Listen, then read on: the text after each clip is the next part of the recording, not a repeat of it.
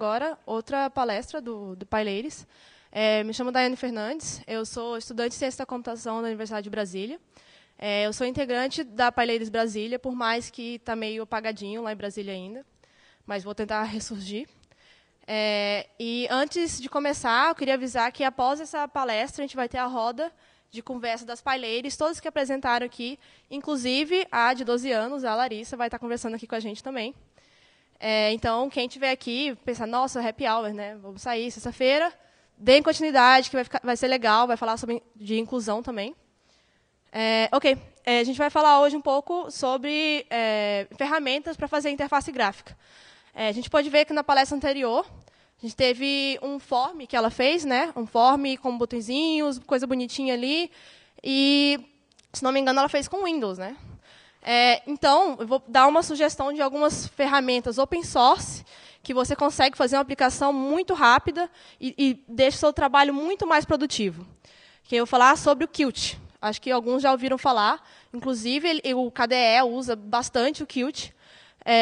O Sandro já deu uma palestra, acho que foi ontem, sobre o Qt para Android. E aí eu vou falar o uso de Python com Qt e a ferramenta do Qt Designer.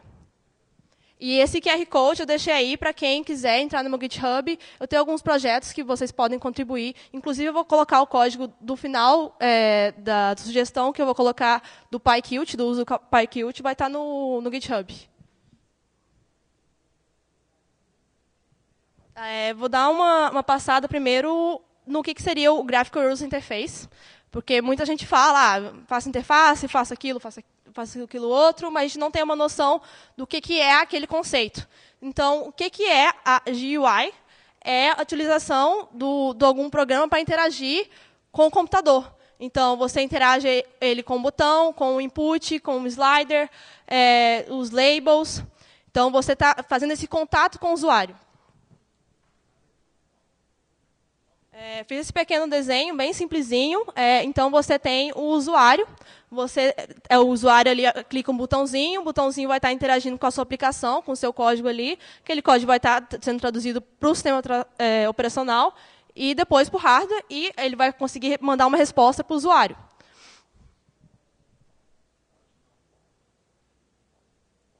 E para você fazer tudo isso, você sempre pensa, como que eu vou escolher uma ferramenta para fazer a minha aplicação? Para quem é developer, tem muito problema nisso, de o que eu vou usar para não ter que preocupar tanto nessa parte do designer. Então, você procura ferramentas que agilizam o seu trabalho, que você tenha uma noção do seu layout final, que você facilite na modificação. Então, você faça um layout que você consiga refatorar ele com maior facilidade. E que você deixa possível que pessoas que não têm tanta familiaridade com o código para mexer naquela interface.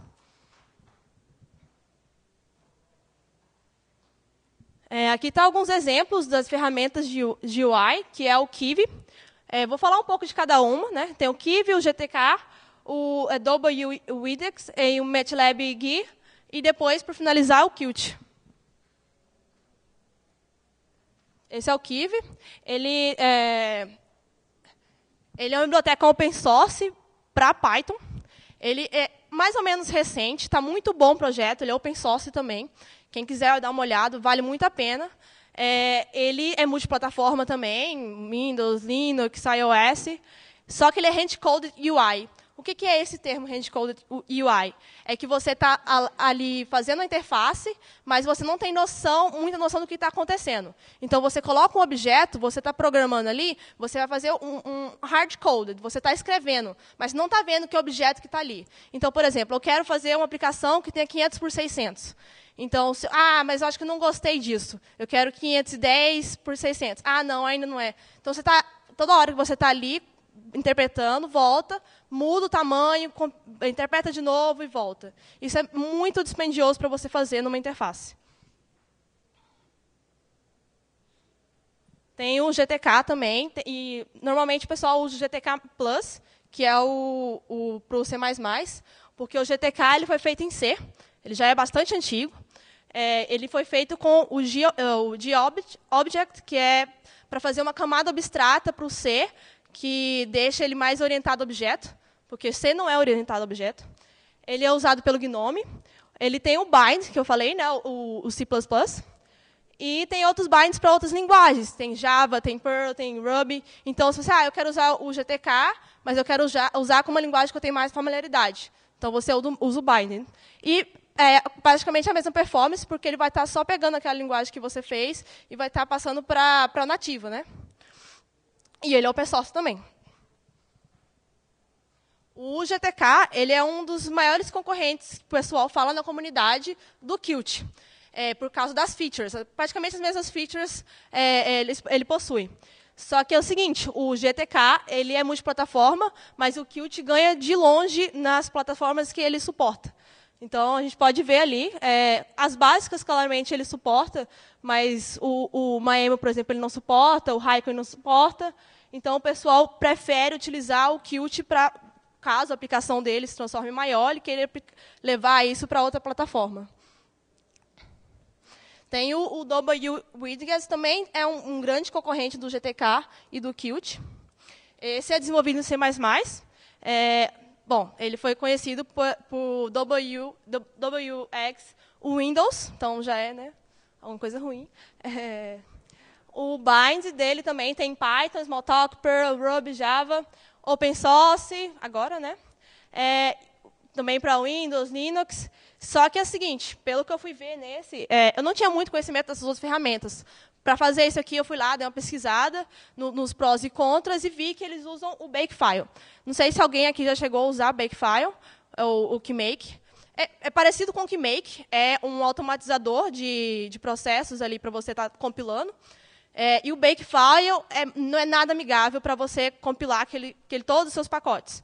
Então, não é tão amigável esse WX Widgets para fazer essa aplicação para interface gráfica. Isso da minha experiência, né? Não sei se alguém teve uma experiência diferente. Tem alguns sistemas que foram feitos com eles. O CodeBlocks foi feito com eles, o CodeLite também. O FileZilla, que é um cliente de File Transfer Protocol, também foi feito, e muitos outros. Esse foi o mais famosinhos que eu vi lá, que o pessoal usou ele, né? O MATLAB, esse aí eu só fui descobrir onde eu trabalho, assim, o pessoal mais conservador ali já usa MATLAB mesmo para as aplicações matemáticas, e aí viu que tinha um GUI para o MATLAB. Então, o pessoal que já plota coisas ali, por que não vamos usar um GUI, né? Ok, o MATLAB, ele é muito bom se você já está lá fazendo aplicações mesmos e só quer botar um form ali ou um start para a sua aplicação. Mas ele é muito limitado. Por exemplo, o que eu vou falar do Qt, ele tem milhões de módulos que podem te ajudar. Tem módulo de banco de dados, tem módulo de network, mas o MATLAB não. E, ok, é muito válido se você utilizar o MATLAB. E tem o Qt. Eu tive uma experiência muito boa com o Qt. Eu trabalho num laboratório de robótica lá na UNB. E eu tive que lidar com o seguinte, o pessoal pediu para fazer uma interface gráfica, interface de som. E aí eu estava preocupada mais em fazer o quê? Funcionar, né? Eu queria que funcionasse minha interface de som. Mas eu não queria tanto me preocupar ali com a parte gráfica. E também não queria ter problema com sintaxe. O Qt ele foi desenvolvido em C++. Eu tinha que botar um módulo no meu Qt que tinha muito callback. Muito, muito, muito. Então, estava tendo muito problema com o sintaxe de C++, com a minha aplicação da interface de som. Interface de som, para quem não sabe, é Sound Recognize, é quando você fala alguma coisa e a gente consegue processar essa frequência, esse sound pattern, e você consegue gerar alguma coisa daquilo. Então, você consegue comunicar com o computador para fazer algum comando ou alguma aplicação para rodar, por exemplo. Então, eu tive muita dificuldade nisso e estava demorando muito, estava muito custoso. Então, eu utilizei, no caso, o binding do Python, muito bom. E fora que, quando eu fui desenvolver em Qt, a documentação dele é muito extensa. Então, qualquer coisa que você precisar, eles vão ter. Eu tive que mexer com o OpenCV para Qt, e eu queria saber como que transformava um objeto OpenCV para um objeto Qt, porque ele trabalha com os objetos próprios deles. Então, e eles tinham documentação disso, e era uma coisa bem, bem aplicada, assim. E você tem uma KDE também do Qt, que é o Qt Creator. E ele usa o KeyMake. O KeyMake, para quem desenvolve, sabe que ele é muito utilizado nos sistemas. E ele é open source.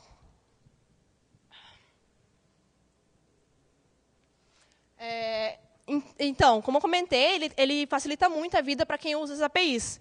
Por exemplo, o OpenCV, a Boost, o OpenGL, C4, e vai. Então, se você quiser, mas eu tenho que botar tal API ali, não sei se vai dar certo, não se preocupe, ele vai ter suporte, provavelmente. Esses são alguns módulos do Qt, né? A gente tem, por exemplo, o que eu estava comentando, de network, você também tem como testar isso, do unit test. Tem o OpenGL, de script. Não sei se alguém já foi na palestra do Sandro e estava falando sobre uma engine de JavaScript. Então, eles também têm suporte para você fazer coisas com JavaScript. E aí temos os grandes dois módulos, que é o Core e GUI, que o GUI ele cuida de coisas de gráfico, que é 2D Graphic Canvas.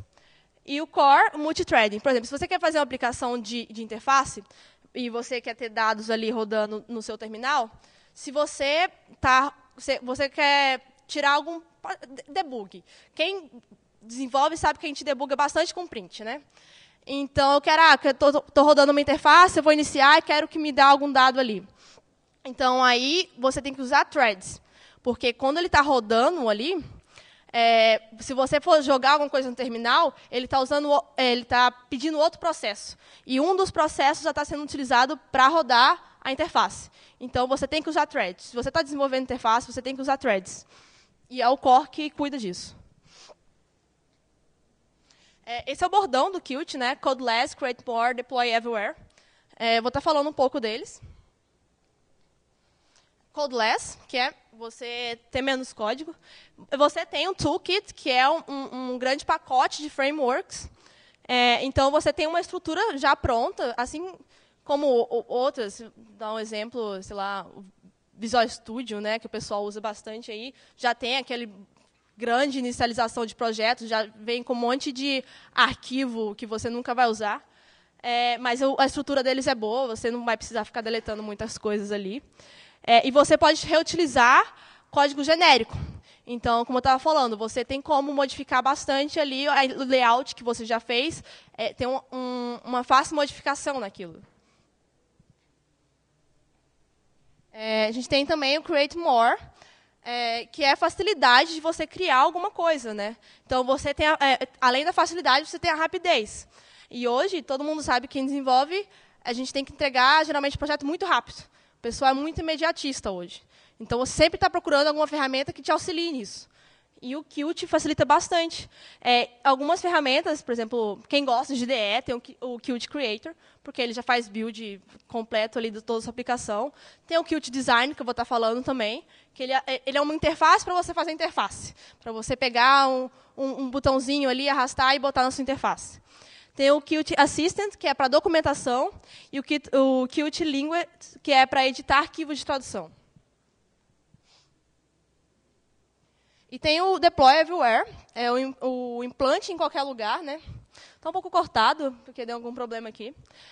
Então, a ideia você pode desenvolver uma vez e você tem como compilar para qualquer lugar. Por quê? Porque ele é multiplataforma e você consegue manter o seu código-fonte e você compila para Android, para Windows, para Linux, e você não vai precisar refatorar isso em nenhum momento. Por exemplo, a gente tem aquela questão de código nativo, né? Android e iOS. Android tem que ser Java e iOS tem que ser Swift. Isso não tem problema. Aqui você faz uma aplicação para qualquer plataforma que ele suporte. No caso, Windows CE, o Linux embarcados, OS. Por exemplo, eu estou usando para desktop, na minha aplicação com Qt, e também uso o Raspberry, que é o Linux, né? Então, eu pego a mesma aplicação e rodo em várias plataformas. E não muda nada. Os usos... o Qt, pelo que eu soube, assim, dei uma pesquisada, o Skype foi feito pelo Qt, com o Qt.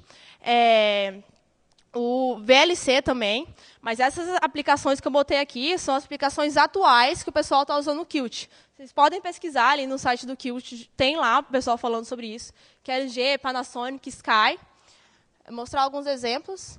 Tem a LG. A LG está usando para fazer o Smart TVs. Se você vê alguma interface da LG, vai ser Qt. Então, já não está só aqueles softwares mais escondidos, né? Já agora está pegando empresa grande. Tem a Navico, que é navegação marítima também. Não sei se acho que não chega a ser touchscreen, mas eles fizeram toda a interface dele com o Qt. E tem a Panasonic também, que é sistema de entretenimento a bordo. Então, eles fazem isso para executar filme ou algum entretenimento lá, aquelas viagens de 24 horas. É muito bom isso. E é desenvolvido com Qt. O que eu tinha falado da ferramenta que facilita, né, que é o Qt Design.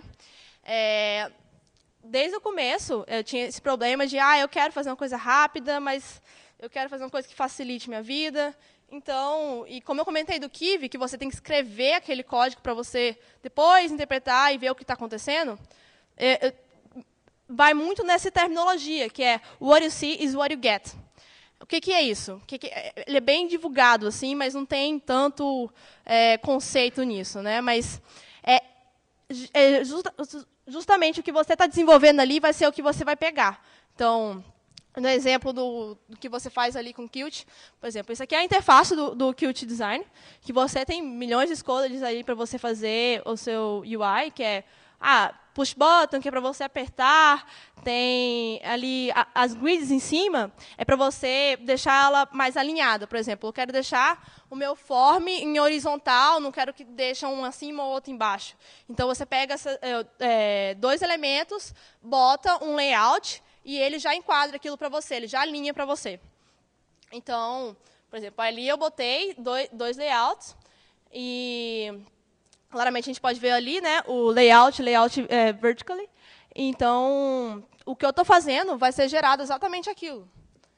Que é isso. Esse é o review da UI. Exatamente o que eu coloquei ali foi exatamente o que gerou para mim, né? Então, facilita para eu ver o que eu estou fazendo na minha interface. E temos o Python. Então, que nem eu perguntei para ela por que Python, né? Eu estava com um grande problema de integrar ali o meu callback com C++. E eu queria terminar aquilo rápido. Por que não facilitar também na linguagem? Python, se você sabe lógica de programação e lê a sintaxe, 5 minutos você já consegue básico e intermediário ali de Python. Você sabe fazer estrutura de dados com Python. Isso já não acontece com outras linguagens, C++, por exemplo. Para você ter uma boa base de estrutura de dados em C++, você tem que tomar um tempo ali. Principalmente se você não utilizar a STL, que é uma biblioteca para estrutura de dados. Tem vector, tem pair, tem map, mas o Python ele já deixa aquilo muito fácil para você. Então, até fiz uma brincadeirinha aí com o map e com o lambda, porque o Python é uma linguagem de altíssimo nível. Então, o que você está escrevendo ali, você vai compreender, vai ser muito legível. Orientada a objetos, funcional, interpretada, tipagem forte. O que é essa tipagem forte? Você, em C, por exemplo, você tem que falar, eu quero um int, aquilo. Eu quero uma string, aquilo. Não. O Python ele consegue pegar aquele dado e saber o que é e botar naquela variável. Então, isso é tipagem forte. E é dinâmica, modular, multiplataforma e, com certeza, de fácil aprendizado.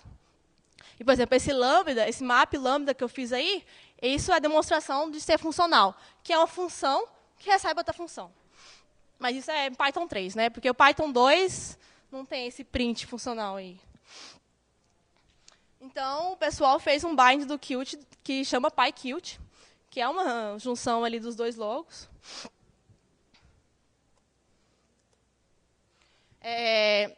Como minha aplicação ela gera muitos dados e eu trabalho também com o PCV, então eu fiquei preocupada com isso. Mas aí a performance disso, né? Como ele é um bind, a performance vai ficar bem parecida. Porque ele vai pegar aquilo e vai executar em C++. Então, não tem problema em usar esse bind. E tem boa portabilidade, muito fácil para você aprender a mexer com o Qt usando Python. tem suporte do 2 e do 3. O Qt 4, você usa o 2. O Qt 5, você já tem que usar o Python 3. Isso tem que ficar atento também. E a licença dele é GPL, que é, se você vai vender aquela aplicação, você tem que pagar pelo pacote. Mas ele é open source. Eu fiz um pedacinho de código aqui, o máximo que eu conseguiria colocar ali numa tela, que é um dialog ali que ele só bota um label e uma imagem. Aí eu vou estar passando um pouquinho no código para vocês terem uma noção, mas vantagens, né, depois de tudo isso que eu falei, por quê? E o que eu fiz com isso, eu acho que eu demorei menos que 1 minuto.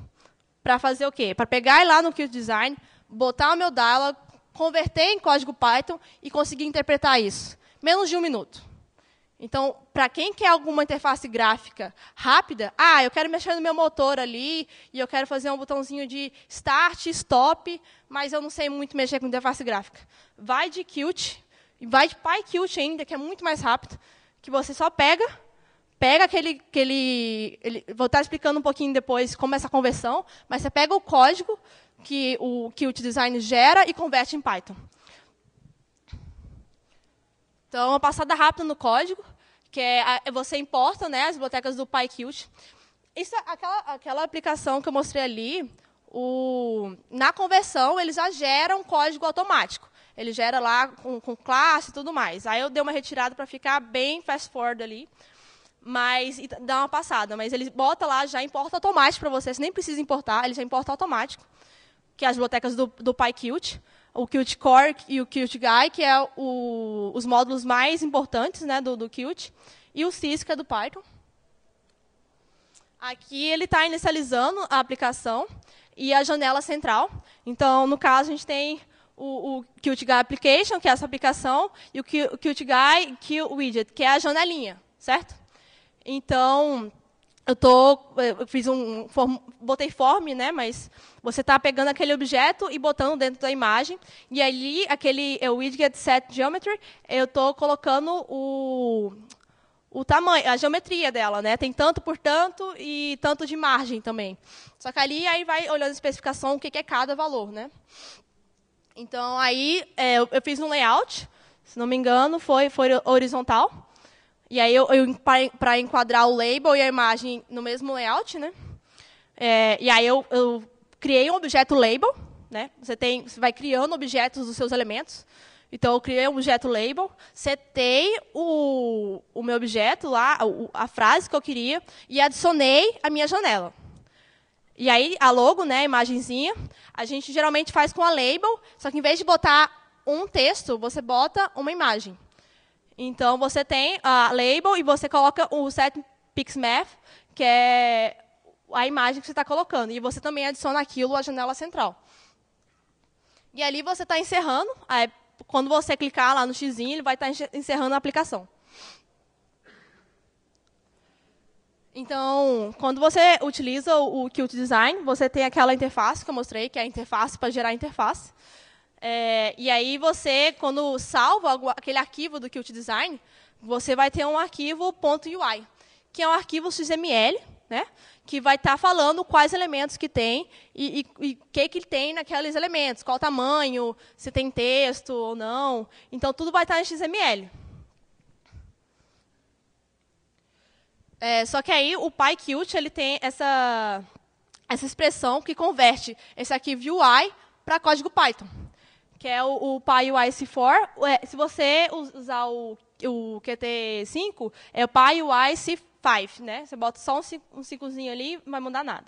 E o "-x", se não me engano, é para ele botar código para você verificar se você está executando aquilo como primeira execução. Por exemplo, eu posso estar executando aquilo como uma biblioteca, posso executar meu main e puxar aquilo outro. Né? Então, o Python ele verifica se você está puxando aquilo como o sistema principal, e aí você bota "-x", aí você bota o nome do código que foi gerado com a UI, e você transforma aquilo para código Python.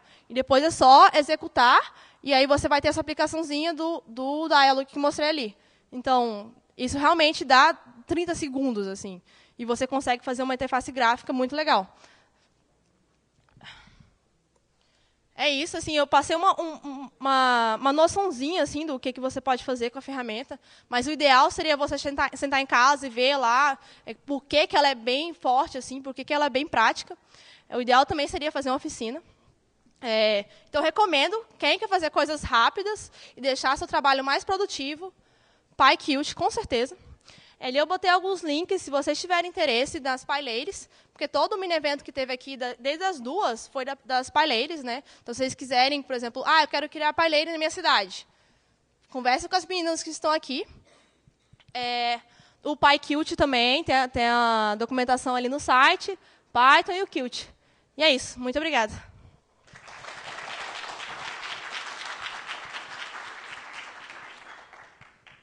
Alguma pergunta? Microfone?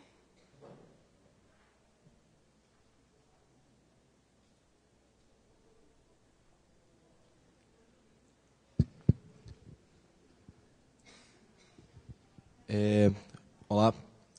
O seguinte, eu vi que você acaba gerando um código XML, certo? Fazendo esse parse para a linguagem que você quer trabalhar. Mas como é que você acessa depois? Ele tem um arquivo separado e você tem uma outra camada de abstração que você chama e faz integração? Por exemplo, seta o evento de clique de um botão. Como que isso ocorre nas demais linguagens? Ele faz esse parse e como que a linguagem tem acesso aos eventos do usuário na tela? Então, esses dois comandos que eu tinha mostrado... deixa eu voltar para o código.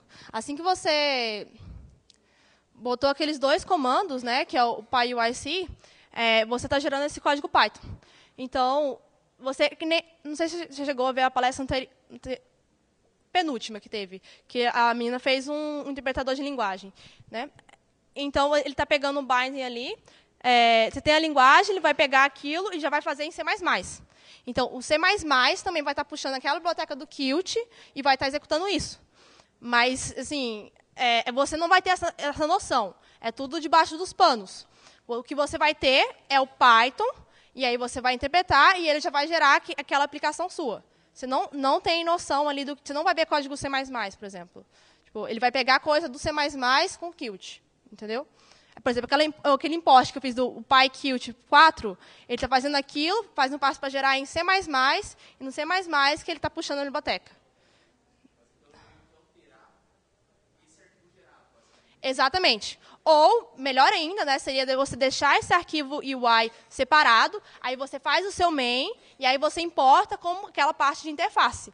E aí você pega essa interface e você fala, esse é um objeto da interface, e assim você segue para fazer alguma aplicação mais robusta.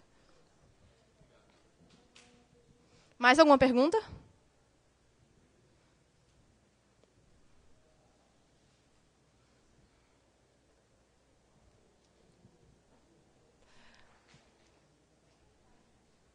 Não? Ok. Então tá certo. Muito obrigado pela presença de vocês.